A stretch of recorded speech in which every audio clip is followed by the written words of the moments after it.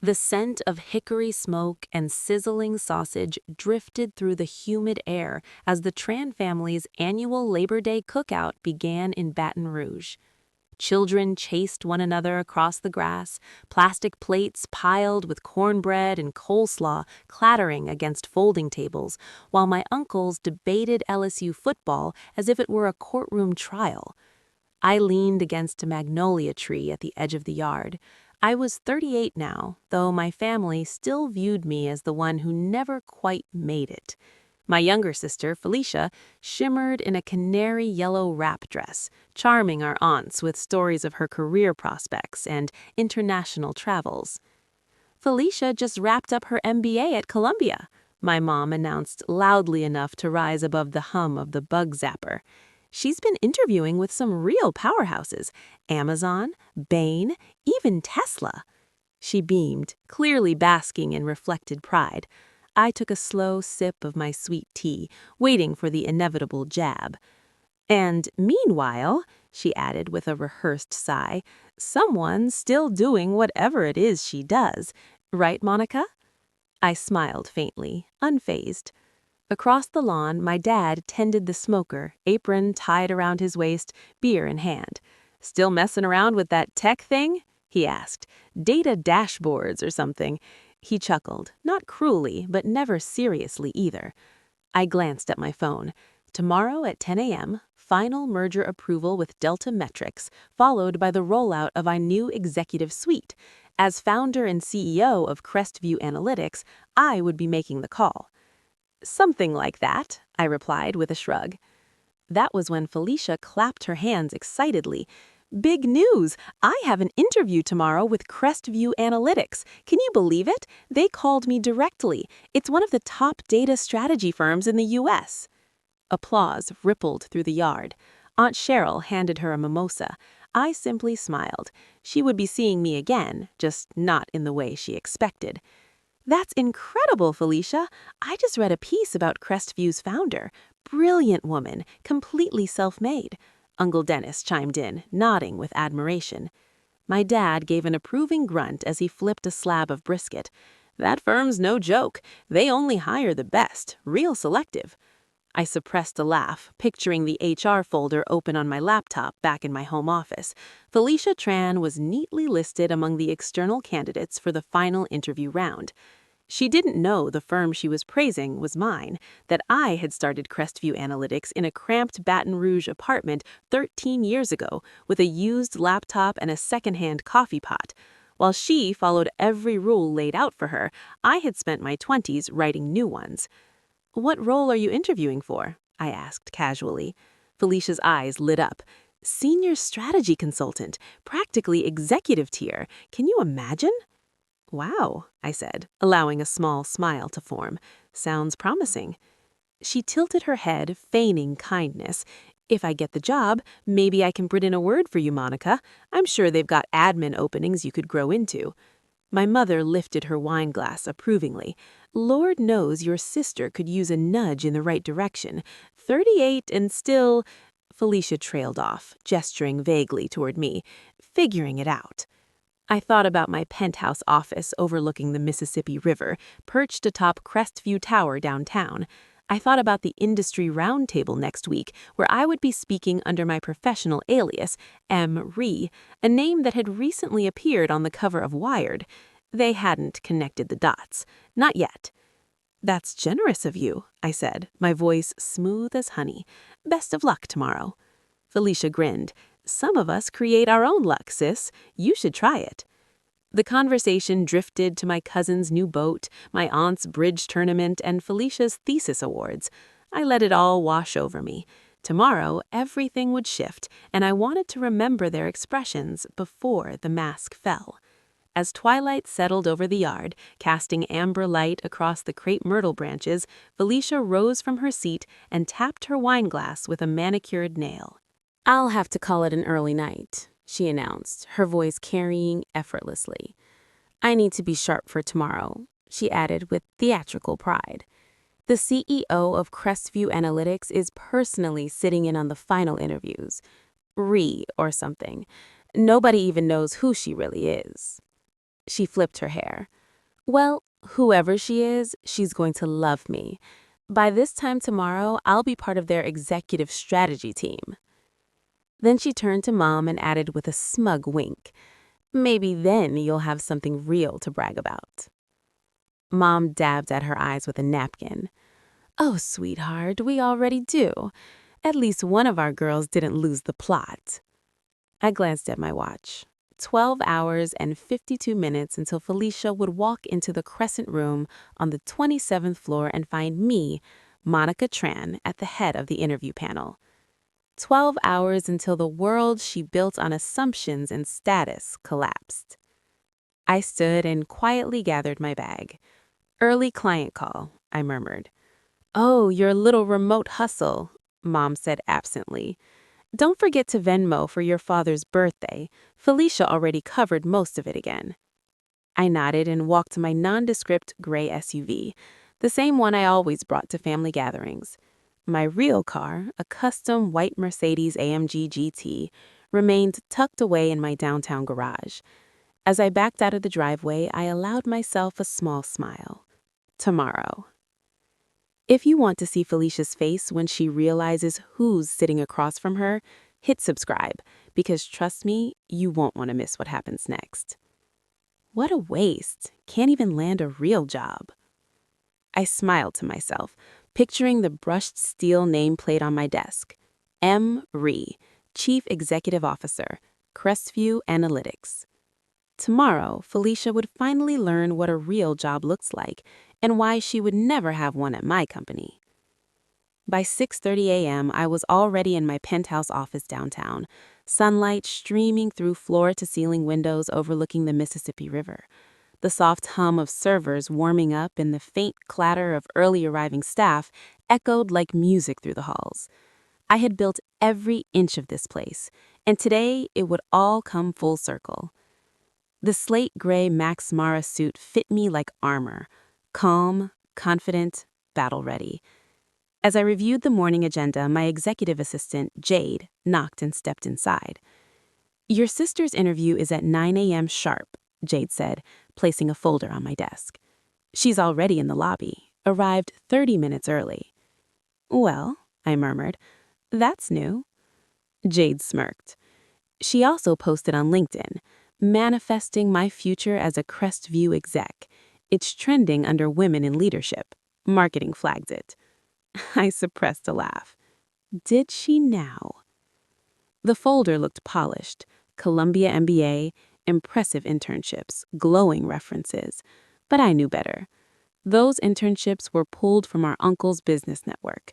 Those glowing reviews? Family friends. A performance resume stitched together with borrowed thread. The board is asking why you're sitting in on this one, Jade added. Quality assurance, I replied, rising from my chair. How many interviews before mine? 3. All briefed. They'll dig deep. At 9 a.m., I stood behind the one-way glass of our top-floor conference suites and watched Felicia glide in, Chanel skirt suit, Louboutin heels, an air of unearned certainty. She shook hands with her first interviewer as if she had already secured the position. For 2 hours, I watched the illusion unravel, every rehearsed line dissected, every polished anecdote challenged, every embellished title clarified and redefined. By the time Felicia reached the final interview, mine, her shoulders had begun to sag, her voice carried a faint tremor of doubt, and her once dazzling smile had tightened into something strained and uncertain. Send her in, I told Jade. Felicia stepped into my office, failing to conceal her awe. Her gaze swept across the panoramic windows framing the Mississippi River, the abstract oil painting behind my desk, the subtle glow of polished oak and brushed steel. She paused just long enough to absorb it all. My back was to her. Please have a seat, Miss Tran, I said, my tone even and restrained. She sat carefully, crossing her legs, hands folded in her lap. Thank you for taking the time, Miss Rhee. I know how valuable your schedule must be. I slowly turned my chair to face her, allowing the silence to settle between us. Actually, I said, locking eyes with her, it's Miss Rhee. Monica Tranry. The color drained from her face. Her gaze darted to the nameplate, to the awards lining the wall, to the framed Forbes cover bearing the headline, Re, the woman quietly reshaping data strategy worldwide. You, she breathed. Hello, Felicia, I replied with a calm smile, surprised to see your so-called directionless sister running the company you couldn't wait to join. She blinked, lips parting, but no words followed. The polished answers and rehearsed charm had vanished. That can't be. You're just some remote freelancer. That's what Mom always said. Is that so? I gestured casually toward the accolades displayed behind me. While you were collecting degrees, I was collecting contracts. While you flaunted job offers, I was building a global client base. Every time you called me a failure, I was negotiating with Fortune 100 companies. Her voice trembled. You tricked us. You lied. I met her gaze steady as stone. No, you just never asked who I really was. You all deceived yourselves. You were so busy assuming I was a failure that you never once stopped to ask what I was actually building. I picked up my phone and opened my banking app, turning the screen toward her. This birthday money Mom mentioned, I just sent my share. It's a 6-figure transfer. For me, it's a rounding error. Tears welled in her eyes. Not broken tears, but hot, humiliated, furious ones. So what now? You're going to tell the whole family? Make a spectacle of this? I shook my head. I don't need to say a word. Your interview performance already did that. 3 senior partners separately recommended against hiring you. The feedback was unanimous. Too arrogant, too shallow, completely unprepared. Her voice cracked. You set me up. I gave you exactly what you asked for, a chance to prove yourself. I just happened to be on the other side of the table. I stood, smoothing the front of my suit. You should look elsewhere, Felicia. Try building something real next time, something not propped up by hashtags and Uncle Charles's endorsement. She rose unsteadily. Her expensive heels suddenly appeared awkward on the polished floor. The Chanel blazer she had worn like a crown now hung like a mask, ill-fitting and exposed. Do Mom and Dad know? She asked. They will, I said, stepping past her toward the door. I'm sure you'll tell them all about your interview with Emery. I pressed the intercom. Jade, please escort Miss Tran out and cancel my dinner with the family. Yes, Miss Ree. I have a board meeting that requires my full attention. As the door clicked shut behind her, I heard her voice falter in the hallway, followed by a muffled sob. Not exactly the triumphant exit she had envisioned. An hour later, my phone buzzed with incoming messages. First from Mom. What kind of cruel stunt was that? Felicia's in tears. Then from Dad. How could you humiliate your sister? We didn't raise you to be vindictive. I stared at the screen, exhaled quietly, and turned it face down on my desk. They finally knew who I truly was. What they still didn't understand, what they had never asked, was that I had stopped needing their approval long ago. I replied to the family group chat with a single message. You raised me to be successful. Congratulations, you did. Now maybe you'll recognize what real achievement looks like. Then I powered off my phone and returned to what mattered, running a billion-dollar analytics firm that reshaped entire industries while they had been too busy making jokes at my expense. They could take their time adjusting. I was not slowing down for their comfort. Over the following weeks, the change was undeniable. When they called, which was rare, the conversations were stiff and measured. The old jokes about my side hustle disappeared. In their place were cautious pleasantries, awkward pauses, and exaggerated praise during Zoom birthday calls. Felicia eventually secured a project coordinator position at a small branding agency across town. Not quite the executive seat she had envisioned. No glass-walled office, no viral LinkedIn announcement, just a job earned the traditional way, without shortcuts. Mom and Dad quietly stopped hosting their Sunday dinners.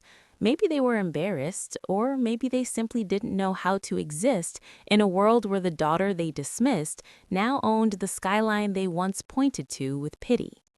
But the moment that sealed everything came 3 months later.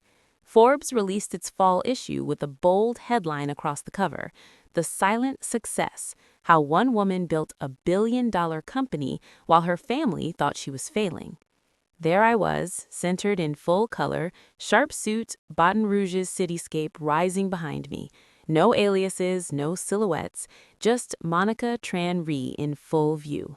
I had 10 copies express mailed to each of my family members' homes. No card, no message, just the magazine, just the truth. The article traced my rise from cramped freelance gigs in a rented apartment to leading one of America's most trusted AI firms. It laid bare the sacrifices, the strategy, and the silence that carried me here, right under their noses. And at the end, the final line read, "Sometimes success doesn't need to shout. Sometimes it just signs the checks." And for me, that was enough. I no longer craved their praise or their permission to feel proud. I had built something real, something lasting, something no one could minimize with a joke or dismiss with a shrug. Let them tell their version of the story now. Let them rewrite the past to make themselves seem more supportive. Let them pretend they always believed in me. While they recalibrate their narrative, I'm leading Crestview Analytics into a new era, finalizing our expansion into Europe, onboarding 2 enterprise-level contracts, and mentoring the next wave of underrepresented founders in tech. I'm doing what I love with a team I respect, building systems that matter. Success has already spoken, quietly, clearly, and without apology, and I have no intention of lowering the volume. Now, if you've ever been overlooked by the people who were supposed to believe in you, trust me, I see you.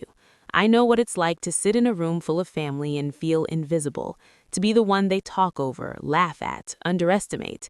I was called too vague, too emotional, too impractical. I was told I lacked direction while my sister collected awards and applause.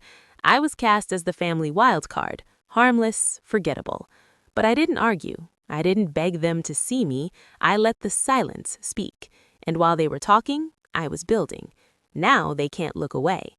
This story isn't about revenge. It's about resilience. It's about redefining yourself on your own terms. It's about stepping into your power, especially when no one is clapping. So if you've ever felt the need to downplay your wins, if you've ever built something beautiful in the dark just to avoid judgment, or if you're still pushing forward in spite of doubt, drop a comment below and tell me about it. Tell me what you're working on. Tell me who counted you out and what you did anyway. Tell me what gives you strength when nobody's cheering, not for validation, but for peace. And if this story made something inside you sit up and say, "That's me," hit that subscribe button. This isn't just a channel for underdog stories. It's a space for builders, for dreamers, for quiet giants.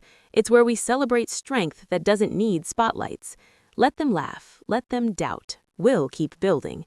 Because sometimes the best way to win is in silence until your name is on the building. Before you go, how are you doing, really? Did something go right today, or are you just holding the line one moment at a time? Drop it below. I read every single comment. This isn't just my story, it's ours. Let's celebrate your quiet victories.